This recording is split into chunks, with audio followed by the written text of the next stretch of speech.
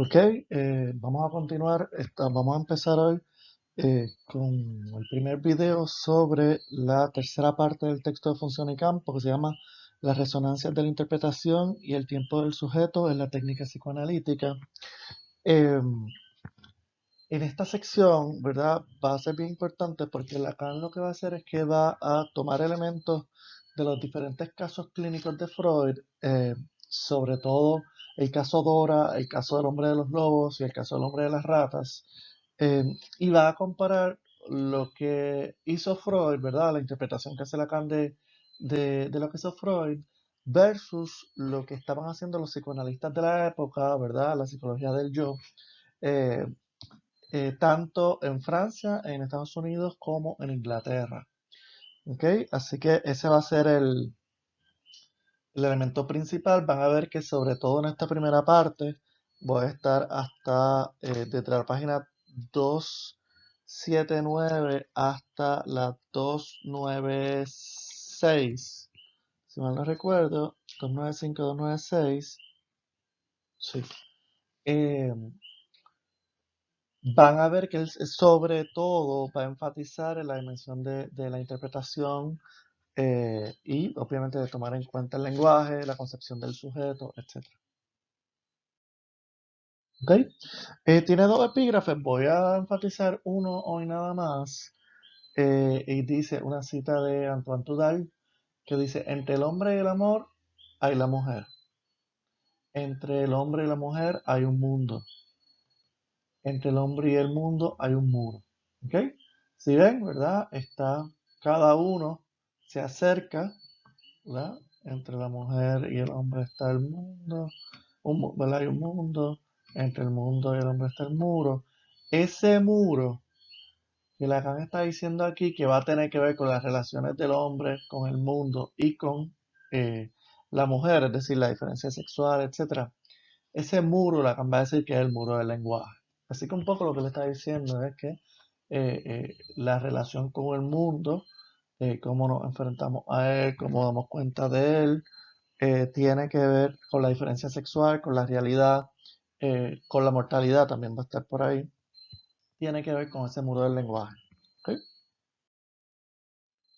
Eh, entonces, inmediatamente, Lacan empieza diciendo en esta sección que es el lenguaje lo decisivo, ¿no? Lo que determina cuál va a ser la técnica, ¿no?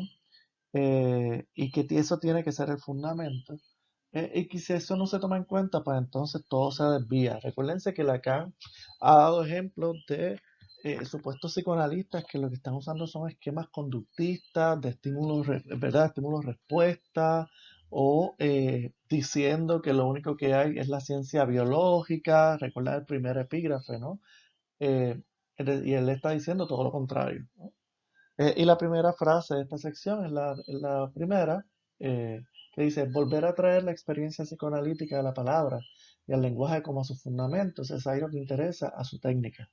Es decir, que se trata realmente de una experiencia que tiene que ver con la palabra y el lenguaje, y por ahí va a ir su análisis y su técnica, es decir, cómo se trabaja, cómo trabaja un psicoanalista.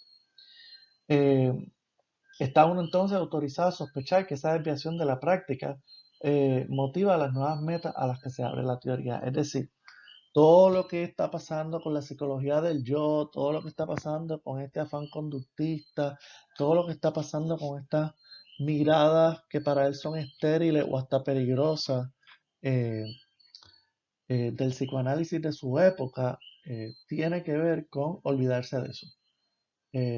Tiene que ver con dejar fuera esa dimensión del lenguaje y empezar a buscar otros elementos, ¿verdad? Otros fundamentos que termina siendo la eh, neurofisiología o la biología. ¿Ok?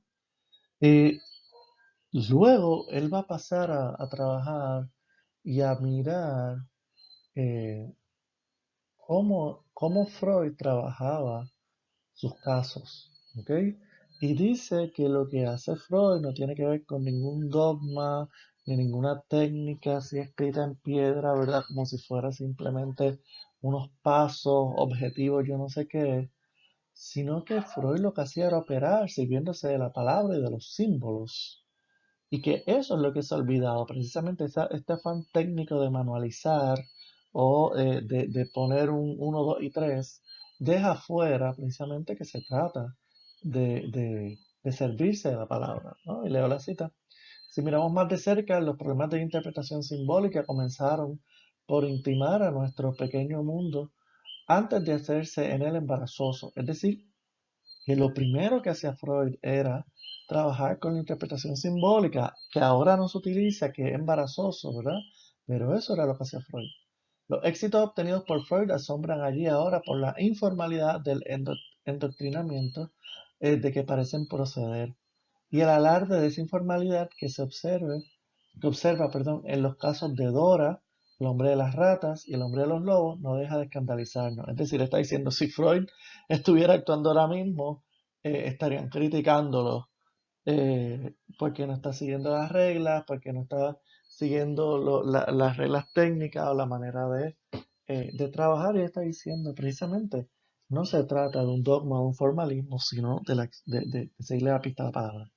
Le puse ahí abajo los tres casos de los que está hablando, de Dora, el hombre de las ratas, el hombre de los lobos, y se refiere a unos textos de Freud, que son los casos clínicos. Dora, un caso de histeria, se llama Fragmento de análisis de un caso de histeria, está en el tomo 7 de la obra completa.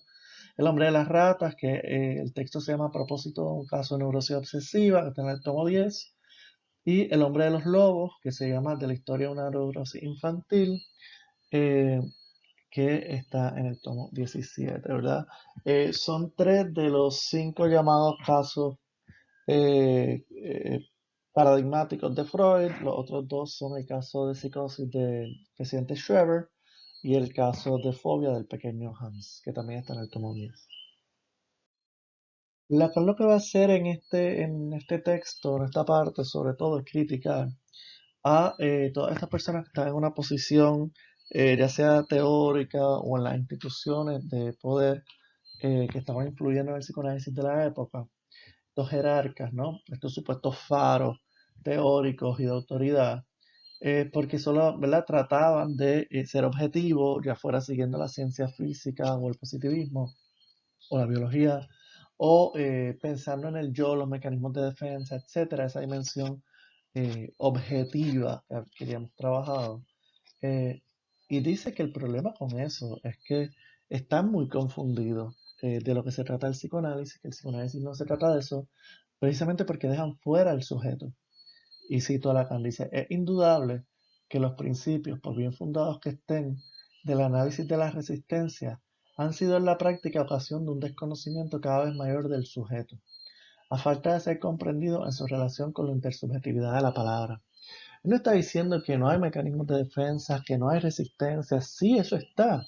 Está a nivel de lo imaginario, está a nivel del yo que ya hemos hablado, ¿no?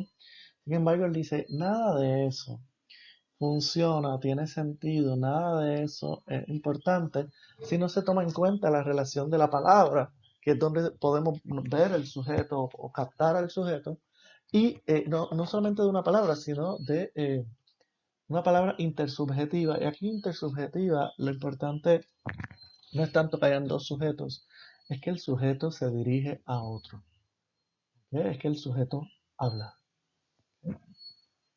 Otra vez la dimensión de la palabra, ¿ok?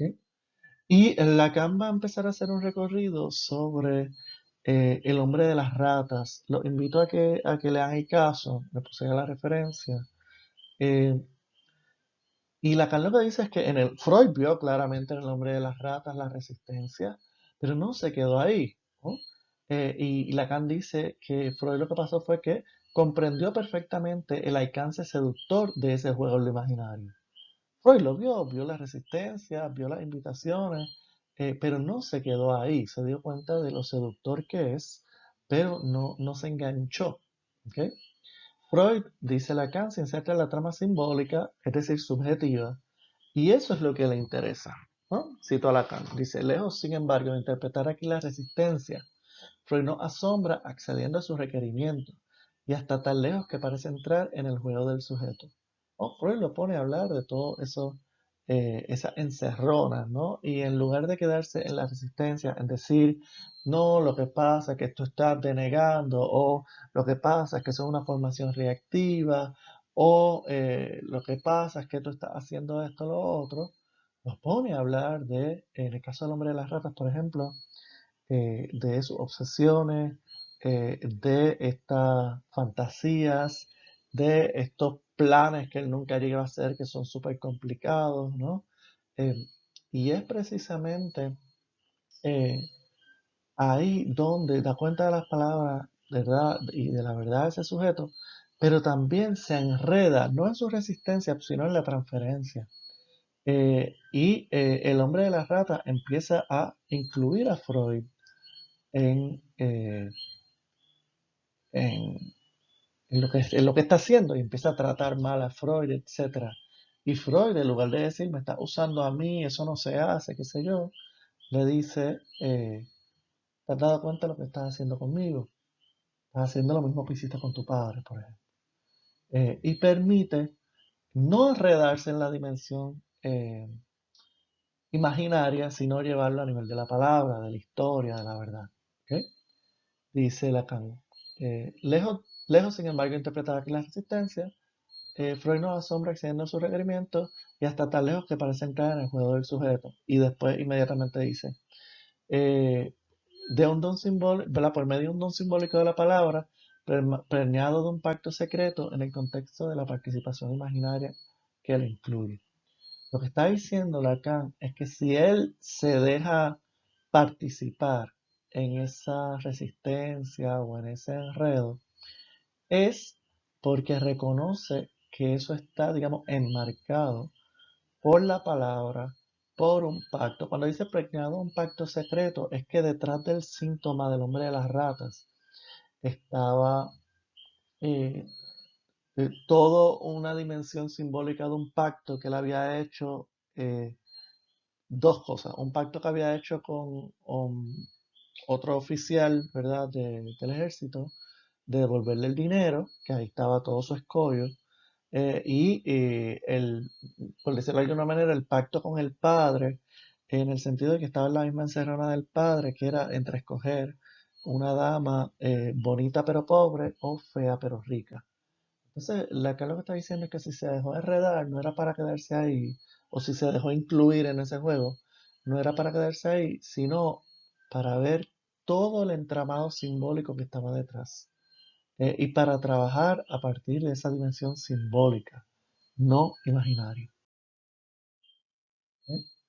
¿Eh? Cito Lacan, dice, vemos pues que Freud, lejos de desconocer la resistencia, usa de ellas como un dispositivo, como de una disposición propia a la puesta en movimiento de las resonancias de la palabra, y se conforma en la medida en que puede a la definición primera que ha dado de la resistencia, sirviéndose de ella para implicar al sujeto en su mensaje. Freud dice que resistencia es todo aquello que imposibilita el movimiento del trabajo analítico, ¿verdad? De alguna manera todo lo que evita la asociación libre. ¿Ok? Entonces Freud, si se da cuenta de la resistencia, no es para decir que está resistiendo, es para ver qué es lo que está impidiendo esas asociaciones y sacar a la luz las asociaciones, ¿no?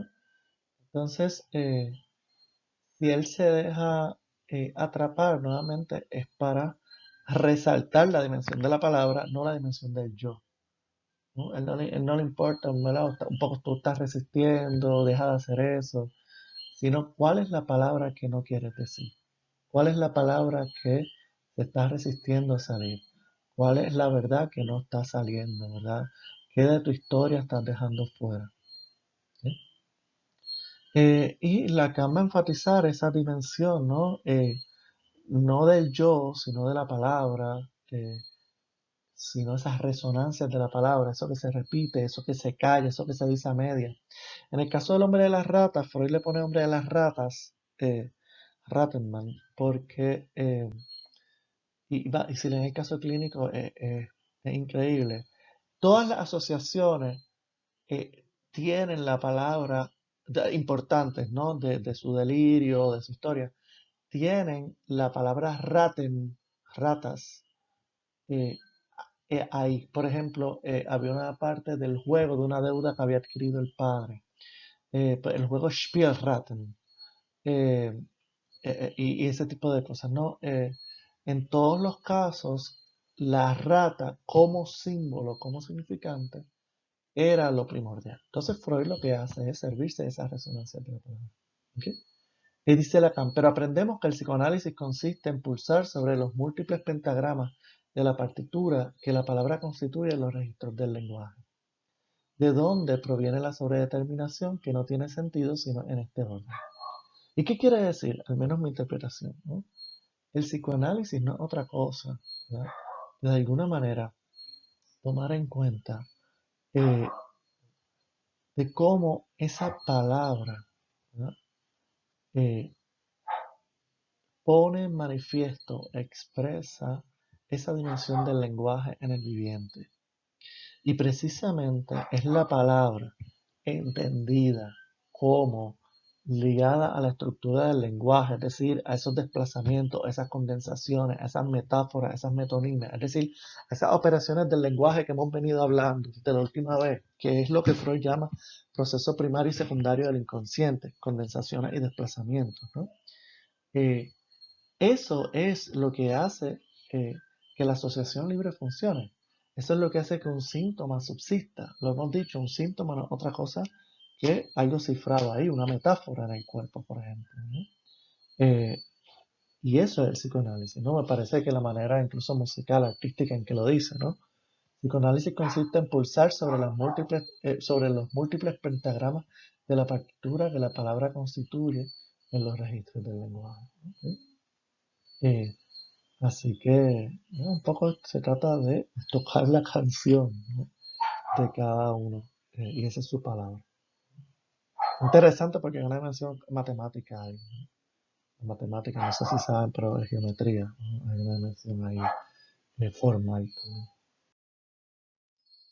también. Entonces, Lacan va a enfatizar de que de lo que se trata es del sujeto y de cómo esa palabra incide, ¿no? Dice, y asimismo, al mismo tiempo, el resorte del éxito de Freud, perdón, al mismo tiempo, el resorte del éxito de Freud, es decir, podemos captar, aprender el éxito de Freud, dice, para que el mensaje del analista responda a la interrogación profunda del sujeto, es preciso, en efecto, que el sujeto lo oiga como la respuesta que le es particular. ¿Y qué está diciendo? Está diciendo que de lo que se trata es que el sujeto pueda en esas palabras captar algo. Algo que tiene que ver con su pregunta como sujeto. Para Lacan la neurosis es una pregunta. ¿Okay? Vamos a trabajar eso un poquito más adelante. La neurosis es una pregunta.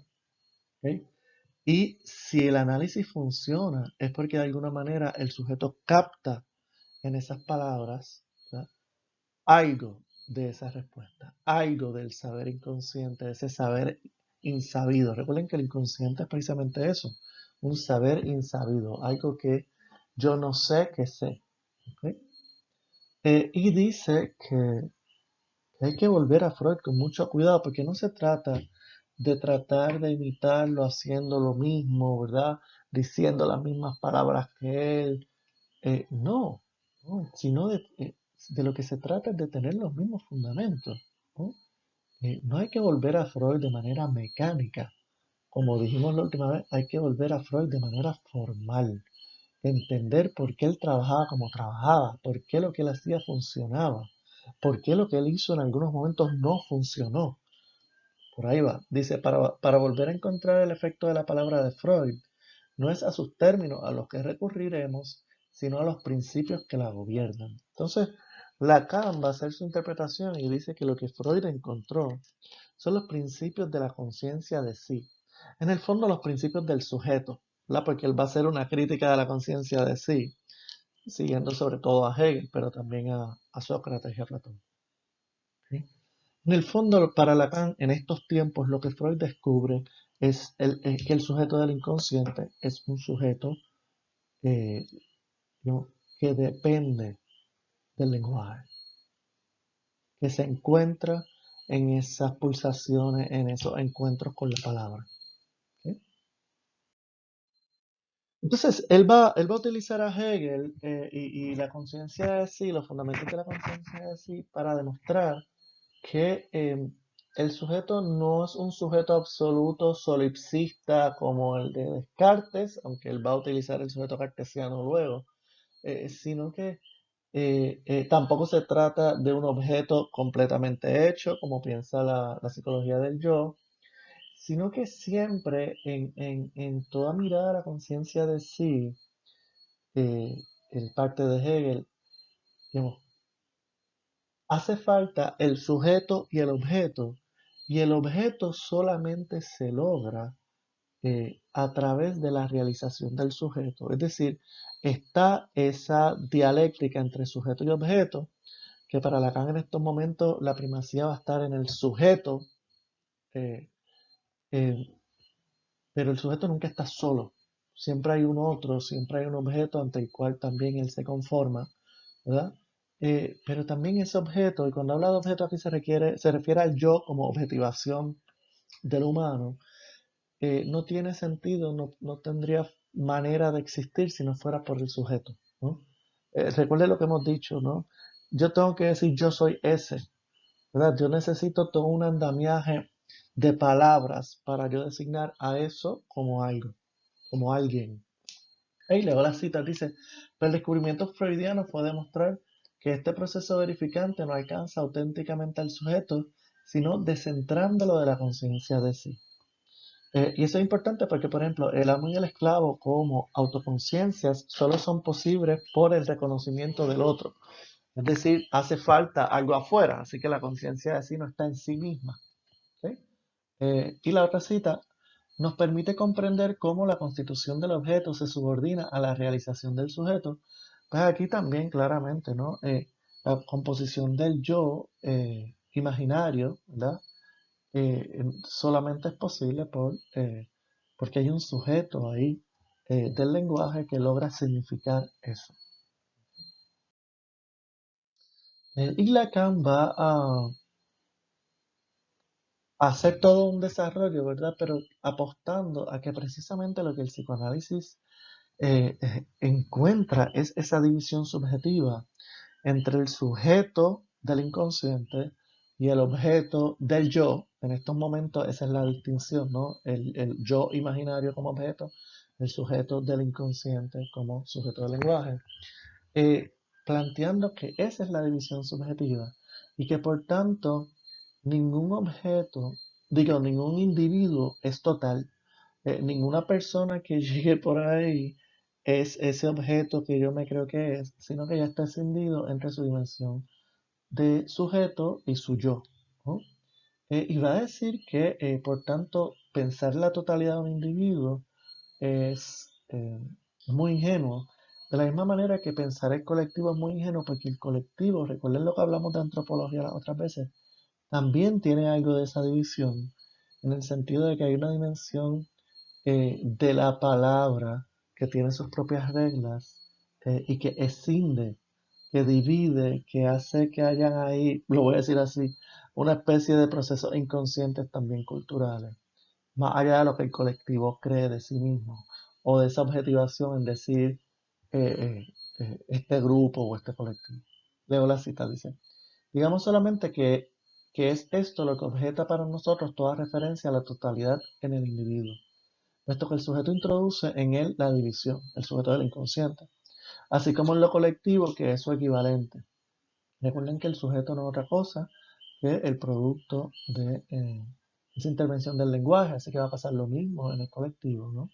En ese sentido, la sociedad también está escindida, no puede ser total, y eso es lo que guía, por ejemplo, todo lo que Ernesto Laclau, Chantal Mouffe, Jorge Alemán, Íñigo Errejón trabajan en su mirada a la política, ¿no? De que nunca puede reencontrarse consigo misma y totalizarse. Eh, el psicoanálisis es propiamente lo que remite al uno y al otro su posición de espejismo. Es decir, tratar de pensar un individuo completo y un colectivo completo son espejismos. ¿Verdad? Piénsenlo así. Pensar en este individuo completo y perfecto es un ideal imposible, es un espejismo. Pero de la misma manera, pensar un colectivo eh, completo, perfecto, también es un espejismo. Habla, pienso en los nacionalismos, en el fascismo, etc. Eh, es curioso porque él está hablando del sujeto del inconsciente, pero entonces, recuerden lo que él había dicho del hombre moderno, y dice, pero nosotros tenemos que vernosla con esclavos que creen ser amos y que encuentran en un lenguaje de misión universal el sostén de su servidumbre con las ligas de su ambigüedad. Y él lo que dice es que él está hablando, no me recuerdo si en el Teeteto o en el Cratilo o en alguno de esos diálogos socráticos, donde Sócrates hace pasar al esclavo y a través de su mayéutica, ¿verdad? Hace que notar que el esclavo, ese saber está incluso en el esclavo, ¿no? Eh, él dice, bueno, pero allá la distinción amo y esclavo estaba más clara, el reconocimiento está más claro, la diferencia está más clara. En nuestro caso, nosotros bregamos, el hombre moderno, con un montón de esclavos que se creen amos, porque al menos antes estaba esa diferencia, ¿no? Que el amo buscaba el saber hacer del esclavo y el esclavo podía buscar el reconocimiento del amo, etcétera, ¿no? Se presta para otras condiciones. Ahora ni siquiera sabemos que somos esclavos y pretendemos que somos amos. Léanse así el neoliberalismo, la autoexplotación, ¿verdad? Lacan estaba en ese sentido muy a tono con nuestros tiempos. Eh, y Lacan lo que quiere decir, al menos en mi lectura, que se complica aún más la cosa con el hombre moderno, en el sentido de que tenemos que trabajar con un sujeto que se cree total, que se creamos, y no, y hay que no solamente trabajar con el inconsciente, sino que trabajar con que ese sujeto pueda darse cuenta de su propia división subjetiva y pueda darse cuenta que él no es amo. Entonces complica un poco la situación porque, digamos, el hombre moderno eh, está doblemente enajenado. Eh, es esclavo por un lado, pero ni siquiera sabe que es esclavo por el otro, ¿no? Ok, así que Lacan lo que va a decir es que para salir de ese atolladero, de lo que se trata es de volver a la referencia de la palabra y al lenguaje, ¿no? Y que lo que hay que hacer es introducir una palabra que tenga que ver con el lenguaje de su deseo. Cuando él habla del lenguaje de su deseo, recuerden que el lenguaje es una estructura.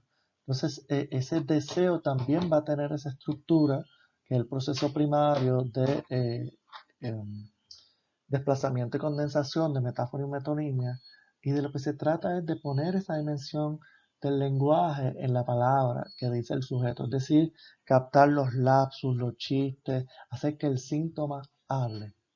¿Sí? Es ciertamente de un lenguaje de lo que se trata, en efecto, en el simbolismo sacado a la luz por el análisis. Precisamente lo que Freud descubre, lo hemos hablado en clase ya a la saciedad, es ese proceso de desfigurar, de desfigurar, ¿verdad? De desplazar, de metaforizar eh, en el inconsciente. Ahí es donde debemos apuntar, no al discurso yoico del bla bla bla de la palabra vacía. ¿Sí? En ese sentido, él va a hacer un comentario de Ernest Jones, que tiene un psicoanalista británico importante, que tiene un texto sobre el simbolismo, y lo que va a decir es que lo importante en es que el psicoanálisis trabaja con los símbolos y por tanto el analista podría trabajar la interpretación utilizando esos juegos de símbolos, esas resonancias semánticas, ¿verdad? Y de eso se trataría. Eh, por ejemplo, buscar eh, las frases ambiguas, ¿verdad? O eh, las maneras intermedias, ¿no? Eh, en que no queda claro, ¿verdad? O los juegos de palabras que están ocurriendo. Por ejemplo, eh, se los dije creo que en otro video, ¿no?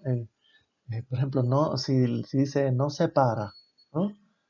Eso, ¿verdad? Estoy haciendo cosas y eso no se para, ¿verdad? No se para. Vamos, jugar con el no se para o no se para.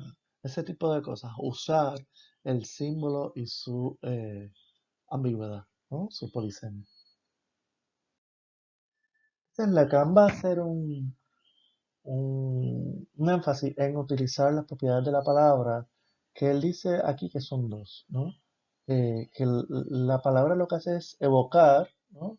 Siempre hace presente a audio ausente. Y por el otro lado, la palabra siempre hace entender algo que no se dice. Lacan da el ejemplo donde esta muchacha que está esperando a su amante cerca del río, eh, viene alguien y, y hace el acerque y le dice, ay, hoy estoy tan contenta porque este perro que usualmente me molestaba aquí a la orilla del río ya no está porque se lo comió un león que pasa de vez en cuando por aquí, ¿no? Obviamente está diciendo eso para que la persona que viene se asuste, ¿no? No tiene que ver nada con el supuesto perro, sino porque puede haber un león por ahí que se coma a este invasor, ¿no? Un poco le está diciendo, hay un león por ahí, ten cuidado, y por el otro lado está diciendo, vete de aquí, ¿no? ¿Por qué? Porque no quiere que esté ese hombre ahí, quiere que llegue su amante y encontrarse con él. Es decir, que la palabra siempre dice, puede dar a entender lo que no dice. Entonces, luego va a ser una crítica de un texto de un caso de Ernst Chris, donde Ernst Chris, que es un psicoanalista, se asombra del efecto que tiene una intervención, donde él en lugar de decir need for love, dice demand for love. Y Lacan lo que dice es que, que Chris se sorprende porque no está tomando en cuenta la palabra, porque entre need y demand hay un cambio radical. Need es algo pasivo, yo necesito, ¿verdad? Algo hasta orgánico, sobre todo en esos círculos. Demand implica una exigencia, una posición subjetiva de exigir, de pedir, ¿no? Entonces, demand for love es mucho más fuerte que need for love en términos subjetivos. ¿Mm? Entonces, Lacan lo que va a decir es que precisamente esto tiene efectos de interpretación porque en su función simbolizante, la intervención, la interpretación, no se dirige a nada menos que a transformar al sujeto al que se dirige por el lazo que establece con el que la emite, o sea, introducir un efecto de significante. Ese demand lo que hace es precisamente eh, transformar, ¿verdad? Introducir un efecto significante, transformar esa posición del analizante. ¿Ok? Entonces Lacan después de eso va a hacer ¿verdad? Porque está hablando del lenguaje, va a hacer unas clarificaciones sobre el lenguaje porque eh, va a distinguir lo que es un lenguaje, ¿no? Entonces, por ejemplo, los lenguajes de computadora o los lenguajes animales sí son sistemas de signos, pero para Lacan no van a ser lenguajes propiamente dicho, o al menos lenguajes como el humano, ¿no? Como lenguajes que estudia la lingüística socioriana, ¿no? Por ejemplo, las abejitas hacen su bailecito y la abeja que la ve rápido sabe dónde están las cosas y sale volando y la encuentra. En el lenguaje humano precisamente no funciona así porque el lenguaje humano no es de uno a uno, no es un lenguaje donde todas las cosas ya estén predichas, sino que precisamente el proceso de significación es un proceso de correlación, de oposición entre los elementos de ese sistema. Leo, es por ello un lenguaje, lo de las abejas. Podemos decir que se distingue de él, del lenguaje, precisamente por la correlación fija de sus signos, por la realidad que significan. Es decir, en un lenguaje, si quieren verlo muerto, ¿verdad? Un sistema de signos, pero no un lenguaje. En un lenguaje los signos toman su valor de su relación los unos con los otros, en la repartición léxica de los semantemas, tanto como en el uso posicional, incluso flexional de los morfemas, contrastando con la fijeza de la codificación puesta en juego aquí. La diversidad de las lenguas humanas toma bajo esta luz su pleno valor. Es decir, es precisamente porque el lenguaje cambia dependiendo de las relaciones de palabras que las lenguas cambian, que las lenguas evolucionan, que los lenguajes son vivos. Eso es todo lo que Ferdinand de Saussure muestra, ¿no? Eh, Y eso es lo que distingue el lenguaje humano de ese sistema de signos codificación animal. Entonces, Lacan va a decir también que, como se ve en el ejemplo de Chris, del demand, ¿no? En el lenguaje, cuando se dice algo, sobre todo este analista que le está diciendo, por ejemplo, le está diciendo, eh, seems to me, o seems you have a demand for love. Ese decir, you're demanding for love, or you have a demand for love, una demanda de amor, o demandas amor o exiges amor, ya está implicando una subjetividad eh, a ese, a ese analizante. Entonces Lacan va a decir que precisamente eso es algo del lenguaje también, que ya en el lenguaje se expresa o se define la subjetividad. Leo, la forma bajo la cual el lenguaje se expresa define por ella misma la subjetividad. Dice, irás por aquí y cuando veas esto tomarás por allá. Dicho de otra manera, se refiere al discurso del otro. ¿Okay? Es decir, el otro de alguna manera te puede subjetivar. Está envuelto como tal en la más alta función de la palabra, por cuanto compromete a su autor al investir a su destinatario con una realidad nueva. Por ejemplo, cuando un eres mi mujer, cuando con un, perdón, eres mi mujer, un sujeto pone en sí mismo el sello de ser el hombre del conjugo, ¿no? Del conyugo. ¿Qué quiere decir esto? Pues que una palabra siempre implica, ¿verdad? A los sujetos. Por ejemplo, si yo digo, eres mi mujer, estoy diciendo, yo soy tu marido. Es decir, que al yo subjetivarte a ti, también estoy marcando mi posición. Y al marcar mi posición, estoy marcando la tuya, etcétera, ¿no? Eh, entonces dice, tal es en efecto la forma esencial de donde toda palabra humana deriva más que a la que llega. Es decir, que siempre somos de alguna manera subjetivados, opuestos, ¿no? Eh, por medio de una palabra. Piénselo, tú eres mi hijo, tú eres mi hija, eh, tú eres mi pareja, o tú eres estudiante, tú eres maestro. Siempre hay algo en esa designación que implica a quien lo dice. Decir tú eres mi hijo, estás diciendo yo soy tu madre, yo soy tu padre, etcétera. Y así es que surge, empieza a derivar la palabra y no termina. ¿Sí? Lacan va a enfatizar una dimensión del lenguaje versus la dimensión de la palabra. Digamos, lo voy a decir así, la dimensión de la palabra en su dimensión particular, la palabra dicha, Dios, puede quedar aislada, mientras que el lenguaje siempre hace referencia a esa estructura, como él dice ahorita, ¿no? De esos elementos que se contraponen, ¿no? Y para Lacan se trata de que pueda salir una palabra que tenga que ver precisamente con esa estructura. Una palabra que de alguna manera pueda decir algo de ese enjambre, de esa estructura de relaciones. Por eso es que dice que finalmente es la intersubjetividad del nosotros que asume en la que se mide en un lenguaje su valor de palabra. Porque decir nosotros ya implica una serie de elementos en una sola palabra. Ya implica la intersubjetividad, el reconocimiento en una sola palabra. ¿Ok? Lo importante aquí es que piensen palabra, digamos, en particular, lenguaje es la estructura general. ¿Ok?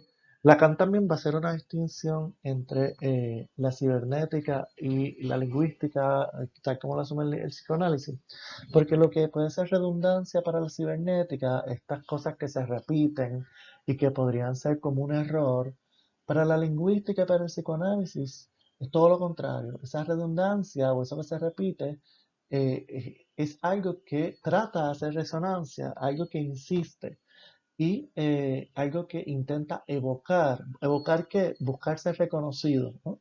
Entonces, por ejemplo, un análisis, estos lapsus o estas palabras que se repiten o estas memorias que se repiten, es lo que, digamos, del inconsciente está saliendo que busca ser reconocido. Es lo que el analizante, el inconsciente del analizante está poniendo ahí para que el analista lo recoja o lo señale, ¿no? Dice, pues la función del lenguaje no es informar, sino evocar. Lo que busco en la palabra es la respuesta del otro. Lo que me constituye como sujeto es mi pregunta. Para hacerme reconocer por el otro, no profiero lo que fue, sino con vista a lo que será. Para encontrarlo, llamo con un nombre al que debe asumir o rechazar para responderme. Es decir, que eso que se repite no es otra cosa que la manera en que se busca la respuesta del otro. ¿Ok? Así que eso que se repite en análisis no es redundancia. ¿Ok?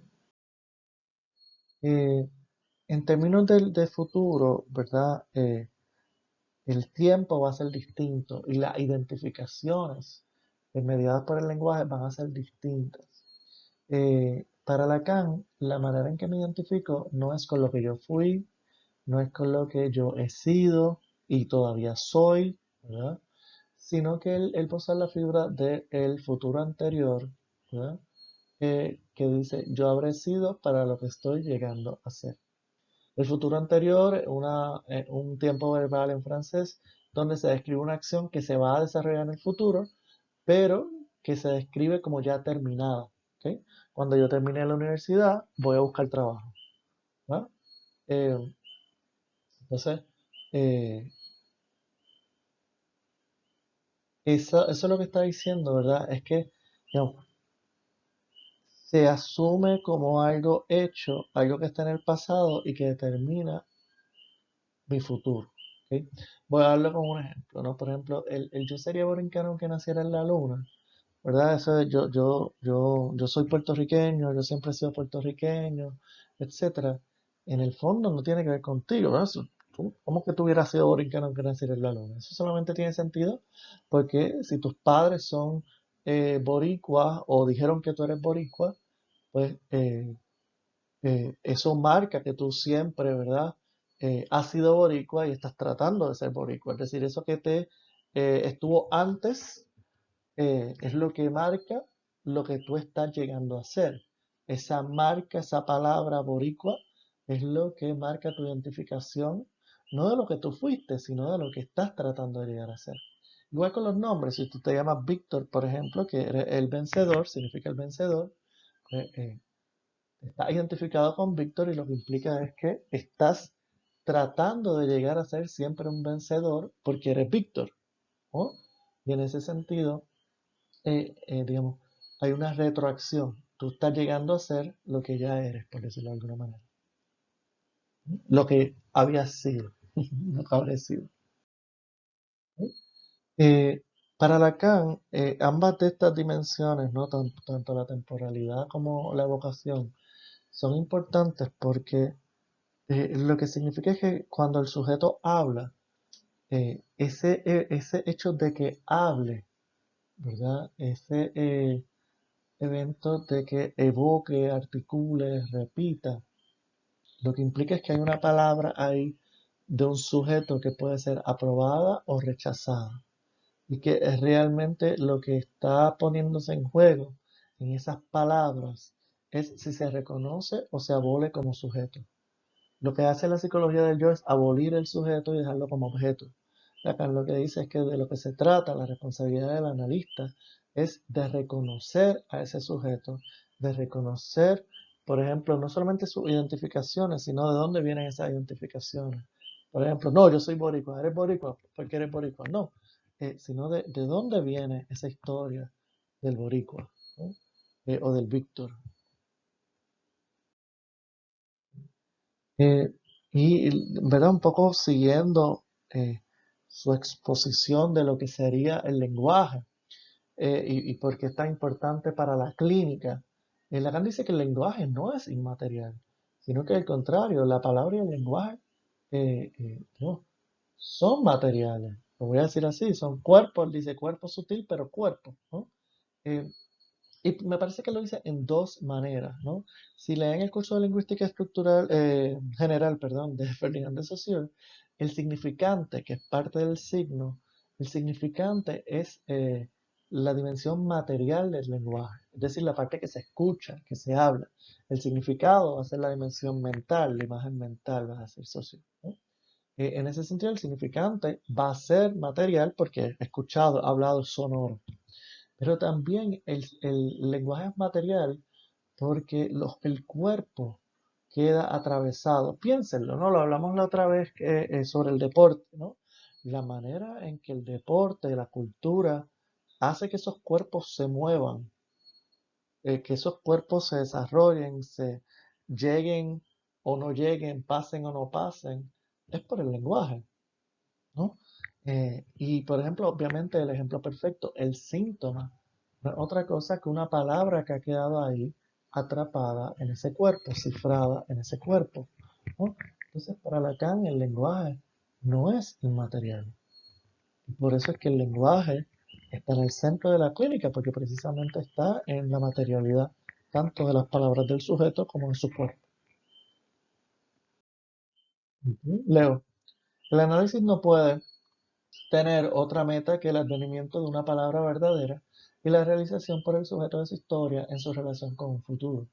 El mantenimiento de esta dialéctica se opone a toda orientación objetivante del análisis, y destacar esta necesidad es capital para penetrar en la aberración y las nuevas tendencias manifestadas en el análisis. Esto es un resumen de todo lo que hemos venido diciendo desde hace tiempito en el curso, ¿verdad? Pero me parece claro, ya casi al final del texto, que Lacan lo retome. Y que le llame aberración a esas tendencias porque lo que hacen es abolir al sujeto y dejarlo alienado como sujeto, como objeto, perdón. Y Freud va a hacer ahora, ¿verdad? Una referencia al caso del hombre de las ratas. No voy a indagar demasiado, ¿verdad? A precisar demasiado por razones de tiempo, pero sí lo que Lacan va a resaltar de ese texto, que lo invito a que lo lean, es que a Freud no le interesaba la exactitud de los hechos, de que esto cuadrara, porque realmente no cuadraba todo lo que le estaba diciendo, sino la verdad del sujeto, qué es lo que se jugaba ahí, cuáles eran las palabras, las relaciones, los fantasmas, lo que no podía decir, cuáles eran sus pactos, sus deudas, todos los elementos simbólicos que estaban jugándose ahí, tanto con la dama, con la deuda, como con el padre, ¿no? Y con la muerte, ¿no? En el caso de la rata, por ejemplo, el análisis de Freud con respecto a la rata es un análisis eminentemente lingüístico. Todas las palabras eh, de, de, por ejemplo, de la deuda del juego, de los pagos, de la dama, de los hijos, todos tenían la palabra raten, ratas en alemán, en algún punto. Es decir, hay una dimensión significante, una dimensión del símbolo que se juega, que entrelaza toda su obsesión y todo su dilema. Es un análisis del lenguaje, de las palabras. ¿Ok? Entonces, Lacan lo que enfatiza es que el hombre de las ratas, a partir del trabajo que hace Freud, llega a introducir su subjetividad y trabajar esa dimensión, y Freud hace que eso salga a través de la transferencia de la relación entre ellos, ¿no? Es decir, como decía ahorita, metiéndose en el juego de él, ¿no? Pero enfatizando su dimensión simbólica, y esto se ejemplifica con este sueño, ¿verdad? Que Lacan interpreta y que Freud interpreta sobre la hija de Freud y el dinero. ¿Ok? Esto sí me interesa resaltarlo. Lacan va a ser muy enfático entonces en cómo acercarse a la clínica de las neurosis, y aquí está hablando de las neurosis, ¿no? Dice, para saber cómo responder al sujeto en el análisis, el método es reconocer en primer lugar eh, el sitio donde se encuentra su ego. Ese ego que Freud mismo definió como ego formado por un núcleo verbal. Dicho de otro modo, saber por quién y para quién el sujeto plantea su pregunta. Mientras no se sepa, se correrá un riesgo de contrasentido sobre el deseo que ha de reconocerse allí y sobre el objeto a quien se dirige ese deseo. Lacan lo que está diciendo es lo siguiente, ¿verdad? Es que para poder entender el ego, la identificación, cómo ese yo está jugándose ahí, lo más importante es la pregunta, es decir, la matriz simbólica, esa dimensión del sujeto que se está jugando. Sujeto lo voy a escribir S barrado, o sea, el símbolo de sujeto, ¿ok? Así como el de dólar, ¿no? Entonces Lacan va a decir, en la histeria y neurosis obsesiva son los dos tipos de neurosis, ¿no? En la histeria la pregunta es por la sexualidad. La pregunta va a ser ¿por qué es una mujer? Entonces, es a partir de esa pregunta que el sujeto se va a formar un yo identificándose con un objeto. ¿Ok? En el caso de la histeria, Leo, el histérico cautiva ese objeto en una intriga refinada y su ego está en el tercero. Yo le añadí hombre, siempre uno, bueno, no siempre, pero solamente un hombre, por cuyo intermedio el sujeto goza de ese objeto en el cual se encarna su pregunta. Y la pregunta es por esa otra mujer que supuestamente tiene su respuesta a que es una mujer. Entonces, en el caso de Dora, por ejemplo, Dora se identifica con el señor K para, eh, a través de él, tratar de entender el enigma de la feminidad en la señora K, en la esposa del señor K. Entonces, eh, la identificación o el yo de Dora está en el señor K, pero está porque la pregunta es sobre la sexualidad femenina, es sobre la señora K. Entonces, eh, eh, Lacan lo que está diciendo es, no podemos entender nada del yo, de esa objetivación, si no entendemos la matriz simbólica, que es la pregunta por la sexualidad, una pregunta que tiene el sujeto. ¿Sí? Lo mismo va a ocurrir con la neurosis obsesiva, pero en la neurosis obsesiva la pregunta es por la muerte. ¿Ok? Y solamente ante la pregunta por la muerte, el sujeto se va a identificar con un objeto que en el caso del obsesivo, ¿verdad?, va a ser con el amo o con el muerto. ¿Sí? El obsesivo arrastra en la jaula de su narcisismo los objetos en que su pregunta repercute en la coartada multiplicada de figuras mortales. ¿Sí? Domesticando su alta voltereta, dirige su homenaje ambiguo hacia el palco donde tiene él mismo su lugar, el de amo que no puede verse. ¿Ok? Así que él es un amo invisible, él se hace el muerto, ¿verdad? Eh, por su pregunta ante la muerte, pero realmente él se hace el amo, pero un esclavo, porque la muerte para Lacan, entiendo que eso viene de Hegel, es el amo absoluto. Así que nuevamente esa eh, identificación con el objeto, ¿verdad? Solamente con del yo, solamente puede entenderse a partir de la matriz simbólica, que es la pregunta de por la existencia, de qué es la muerte. ¿Sí? En ese sentido, es verdad, Lacan plantea que lo que hay que hacer con la histeria, entonces, dice, en cuanto al primer sujeto, tenéis que hacerle reconocer dónde se sitúa su acción, para la cual el término acting out toma su sentido literal, pues él mismo actúa fuera de sí mismo, es decir, está dando cuenta que está actuando como ese tercero. Lo que habría que hacer es que se dé cuenta de su identificación y de la pregunta que le guía, la pregunta que guía esa identificación. ¿Okay? En el caso de la neurosis obsesiva, ¿verdad? En cuanto al otro, neurosis obsesiva, tenéis que haceros reconocer en el espectador invisible de la escena a quien lo une la mediación de la muerte. Es decir, que se dé cuenta de ese muerto o ese amo que le complementa, ¿verdad? De que a esa persona o eso con que se está identificando tiene que ver con esa pregunta sobre la muerte y obviamente de un poco revelar la pregunta sobre la muerte. Así que, digamos, el manejo clínico, el manejo de las interpretaciones va a estar en función de esa matriz simbólica, no del yo. ¿Sí? Leo dice, es siempre pues en la relación del yo del sujeto con el yo de su discurso, donde debéis comprender el sentido del discurso para desalienar al sujeto. Es decir, hay que buscar la matriz simbólica para que ese sujeto deje de estar alienado en su yo. ¿Sí?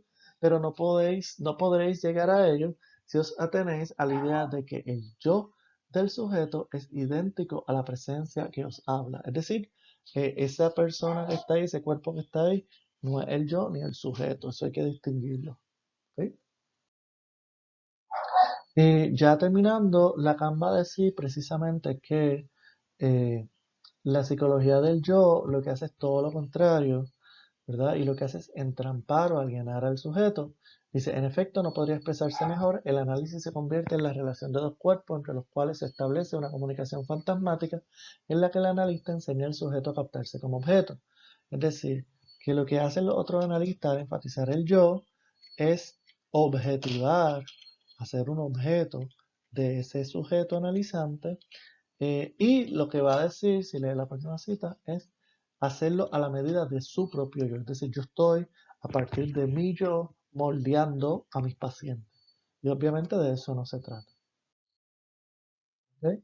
Lacan va a terminar diciendo que precisamente si él hace todo esto, es precisamente eh, porque se trata de la palabra, no de un análisis de pensamiento digamos, intelectual, sino de cómo esa experiencia de la palabra puede ponerse a operar, y dice un poco a los psicoanalistas que lo escuchan. Es necesario que el que les habla les dé fe de que, por su parte, no necesita recurrir al pensamiento para comprender que si en este momento les habla de la palabra, es en la medida en que tenemos en común una técnica de la palabra que los hace aptos para oírla cuando él les habla de ella. Es decir, ustedes me pueden escuchar cuando les hablo de la palabra. Y que lo dispone a dirigirse a través de ustedes a los que nada entienden de ella. Y a partir de eso que ustedes están escuchando de Lacan, ustedes psicoanalistas pueden, ¿verdad?, dirigirse a través de la palabra a los que no entienden del poder de la palabra. El analizante no tiene que saber nada de esta teoría. Son los analistas los que tienen que tener claro eso. ¿Ok? Así que nada, con esto los dejo. La próxima presentación va a ser sobre la transferencia. Así que cualquier duda, me escriben por Moodle o por email.